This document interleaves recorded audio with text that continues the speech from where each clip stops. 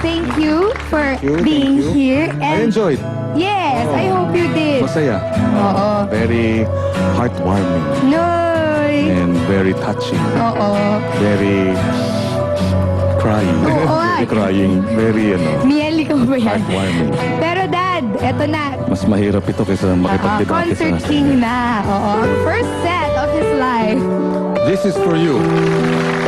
This is for you. And Noel Cabangon, thank you. Thank you, Noel.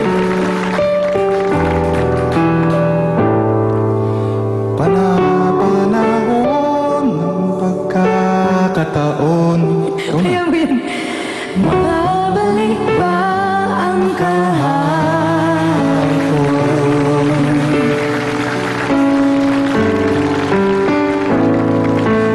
Natatandaan mo pa ba nang tayong dalawa'y unang nakita? Panahon ng kamusmusan sa piling ng mga bulaklak at halaman. Doon tayong nagsimula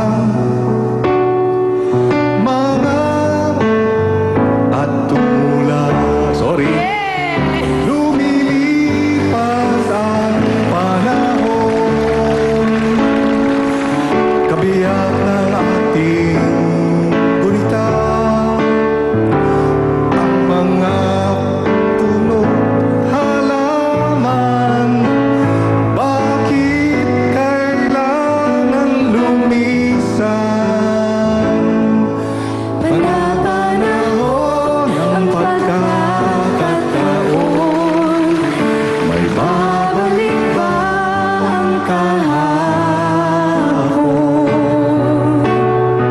Oy, ayun lang yung alam ko. Pasensya na po. Salamat po.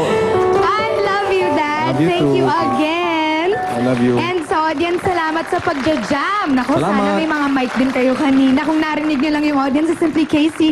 Dad, ito tagline namin dito sa Simply. Sa buong Pilipinas, congratulations sa bagong presidente at vice-presidente. Maraming Go salamat. Philippines! Go And Philippines. go fight! Win! We will give you a list of things na hindi ninyo pa alam sa nag-iisa.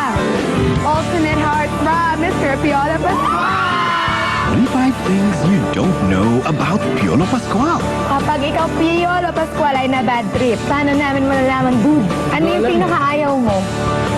Sino ang tatlong pinakamahalagang babae sa buhay mo ngayon? Lahat ibubuko ni Simply KC sa bago nitong oras.